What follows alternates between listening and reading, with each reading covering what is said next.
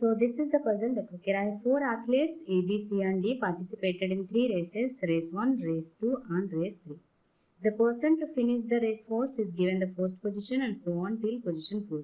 No two athletes finished at the same position in a race and no athlete finished any 2 races with the same position. ठीक है, पहले इसको समझो कि इसको सॉल्व कैसे करना है। 3 रेसेस हैं, रेस 1, रेस 2 और रेस 3। ठीक है, और उसमें कुछ पोजीशन गिवन होते हैं उनके विनिंग के बेसिस पे, जैसे फर्स्ट पोजीशन हो गया, सेकंड पोजीशन हो गया, थर्ड पोजीशन हो गया, फोर्थ पोजीशन हो गया। यहाँ पे इन चारों पोजीशन पे ABCD आएंगे। फॉर एन एग्जांपल मैं यहाँ पे आपको बता रही हूँ, this is just an example. ठीक है, यहाँ पे ए आया है तो फर्स्ट रेस 1 में फर्स्ट आया है तो रेस 2 में ए फर्स्ट नहीं आ सकता, क्योंकि कह रहा है no athlete finished any 2 races with the same position. Same position नहीं होगा, इसमें फर्स्ट आया है तो दूसरे में सेकेंड आ सकता है, थर्ड आ सकता है, कुछ भी आ सकता है, लेकिन फर्स्ट नहीं आएगा। ठीक है, इतना क्लियर है।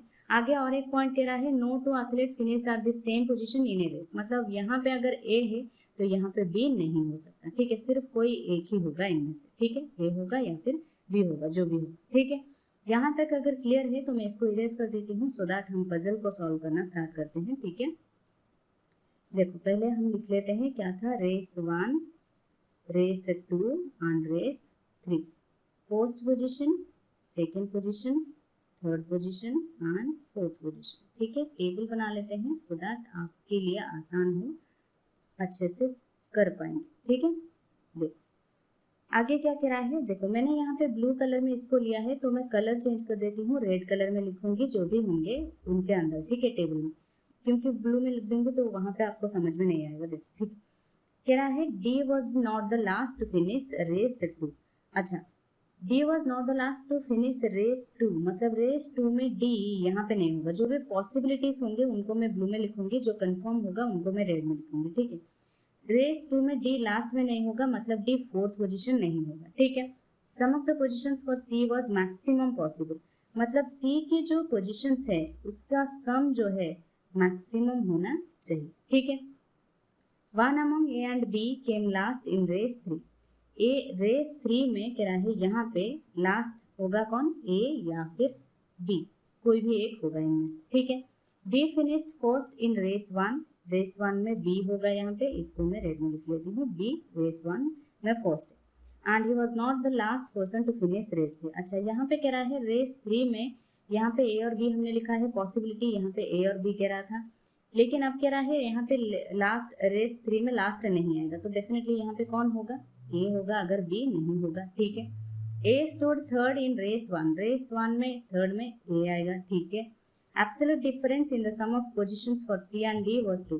अच्छा, सी का सम मैक्सिमम होना चाहिए और सी और डी में जो सम है उनका डिफरेंस जो है 2 होना चाहिए। ठीक है, the athlete with the least sum of the positions was declared the ultimate winner, definitely वही अल्टीमेट विनर होगा जिसके पोजीशन सबसे कम होंगे। ठीक है, अच्छा इतना क्लियर है तो हम इसी से जाकर हम पजल्स बना सकते हैं। कैसे बनाएंगे, सी और डी के पोजीशंस क्या क्या हैं उसको हम एग्जांपल लेंगे। जैसे मैं इसको इरेज करती हूँ।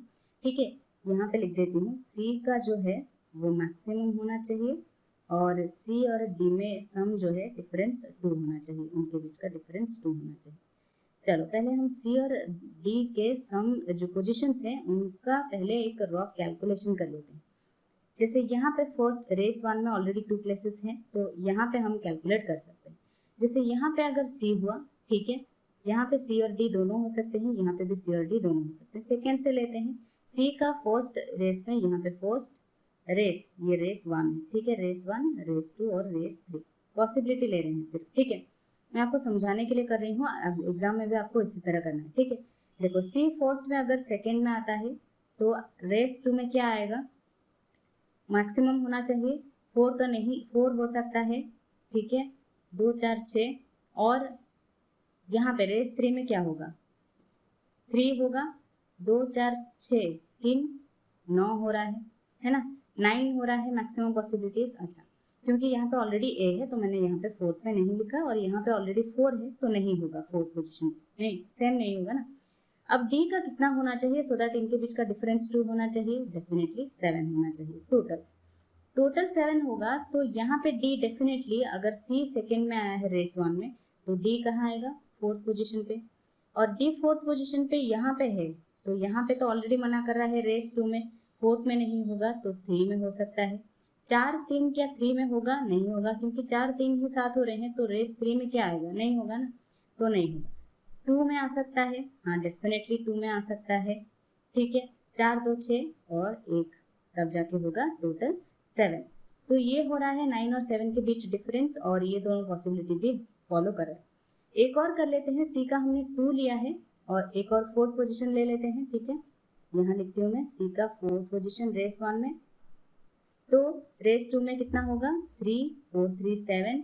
रेस 3 में कितना होगा? 4 तो नहीं होगा और 3 भी नहीं होगा क्योंकि ऑलरेडी हो चुका है, और बचा 2। 4 3 7 2 9, ठीक है। तो डी का कितना होना चाहिए? ठीक है, डी का सी का 2 होगा ना, है ना, हाँ 5 4 9। और डी का कितना होना चाहिए? अगर सी 4 में है तो डी किस में होगा? रेस 1 में, सेकंड में। प्लस अगर सेकंड में है तो डी यहाँ रेस 2 में कितना होगा? 4 तो नहीं होगा, थर्ड होगा, ठीक है। और 2 3 5 और 2 होना चाहिए, तब जाके 7 होगा, क्योंकि टोटल 7 आना चाहिए ना, डिफरेंस 7 होना चाहिए।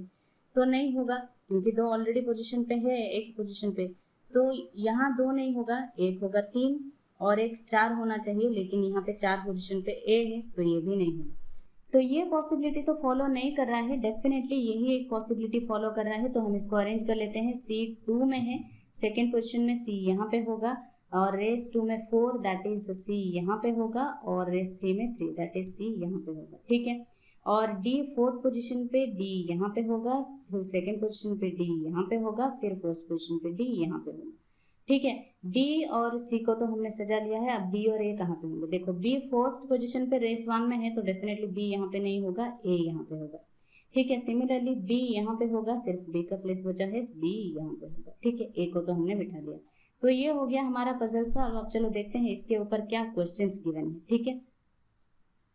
देखो पहला क्वेश्चन क्या कह रहा है, who is the ultimate winner. अच्छा, अल्टीमेट विनर यहाँ पे एक था athlete with the least sum of the question, so ultimate winner होगा, ठीक है। अल्टीमेट विनर मतलब लीस्ट सम ऑफ पोजीशंस, मतलब पहले पोजीशंस हमें जानना है। सी का था 9 और डी का था 7, ये तो हमने पता लगा लिया था पहले ही, ठीक है। अब ए और बी का देख लो, कैलकुलेट कर लो, उसके बाद आसान हो जाएगा। ए का यहाँ पे 4 है, यहाँ पे 3 है दैट इज 7, और यहाँ पे 1 8, ए का 8 है। बी का यहाँ पे फर्स्ट 1 है, और यहाँ पे 3 4 है, और यहाँ पे 2 4 2 6 है। तो डेफिनेटली ये इसी का सम जो है कम है, तो डेफिनेटली बी जो होगा वो अल्टीमेट विनर होगा, बी इसका करेक्ट आंसर होगा, ठीक है। What is the difference between the sum of the positions of A and B. A और बी के सम ऑफ पोजीशंस यहाँ पे 8 और 6 है, इनका डिफरेंस 2 है, इसका आंसर होगा 2, जिस ऑप्शन में होगा वही आपका करेक्ट आंसर होगा। Who finish race 3 at fourth position. Race 3 में फोर्थ पोजीशन पे ए है, ए इसका करेक्ट आंसर होगा क्वेश्चन नंबर 3 का, ठीक है। What is the product of C's position at race 1 at B's and B's position at race 2? C's position race 1 में second है, और B's position race 2 में, B's position race 2 में 3 है, 1 into 3 that is 3, इसका प्रोडक्ट होगा 3, क्वेश्चन नंबर 4 का correct answer 3 होगा। Who finished first position in race 2। Race 2 में फर्स्ट पोजीशन पे है ए, रेस 2 का विनर जो है फर्स्ट पोजीशन जो है ए है, ठीक है। रेस 2 में ए का पोजीशन फर्स्ट पोजीशन है, ठीक है। तो ये हो गए सारे क्वेश्चन सॉल्व, और ये हो गया हमारा पजल सॉल्व। और अगर इस अप्रोच से नहीं किया होगा तो भी आज आपने एक नया अप्रोच सीखा होगा, ठीक है। So that's all for today guys, I hope this was helpful to you all. कोई और आपका डाउट हो तो आप मुझे कमेंट सेक्शन में कमेंट करके पूछ सकते हैं। Bye bye, take care.